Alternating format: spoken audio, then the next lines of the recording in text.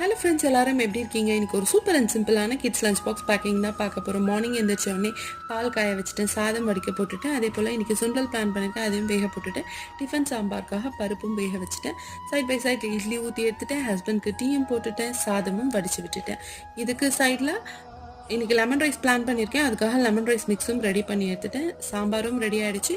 Lemon ரைஸ்க்கு side டிஷ்ஷாக கோவக்காய் பொரியல் பிளான் பண்ணியிருக்கேன். இந்த கோவக்காய் வறுவல் ரெசிபி ஆல்ரெடி நம்ம சேனல் இருக்குது, வேணும்னா வாட்ச் பண்ணிக்கோங்க. இந்த லெமன் ரைஸ் ப்ளஸ் கோவக்காய் ரெசிபி வந்து ஒரு ஹெவன்லி காம்பினேஷன், செம்மையாக இருக்கும். கண்டிப்பாக ட்ரை பண்ணி பாருங்கள்.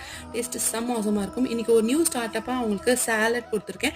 சேலட்லாம் இது வரைக்கும் கொடுத்ததில்லைன்னா கேரட் தனியாக சாப்பிடுவாங்க, குக்கும்பர் தனியாக சாப்பிடுவாங்க. இது மாதிரி லைட்டாக பெப்பர் போட்டு கொஞ்சமாக லெமன் ஜூஸ் ஸ்க்வீஸ் பண்ணி அது மாதிரிலாம் கொடுத்ததில்லை. இன்றைக்கி கொடுத்து விட்டுருக்கேன். அவங்க வந்து சப்போஸ் இது அவங்களுக்கு பிடிச்சி சாப்பிட்டு இருந்தாங்கன்னா இதை அப்படியே கண்டினியூ பண்ணலான்னு ஐடியாவில் இருக்கேன். ஸோ எல்லாமே பேக் பண்ணி எடுத்தாச்சு. இன்றைக்கி மார்னிங் பிரேக்ஃபாஸ்ட் பண்ணால் இட்லியும் சாம்பாரும். ஸோ இதான் என்னோட சிம்பிளான லஞ்ச் ப்ளஸ் பிரேக்ஃபாஸ்ட்.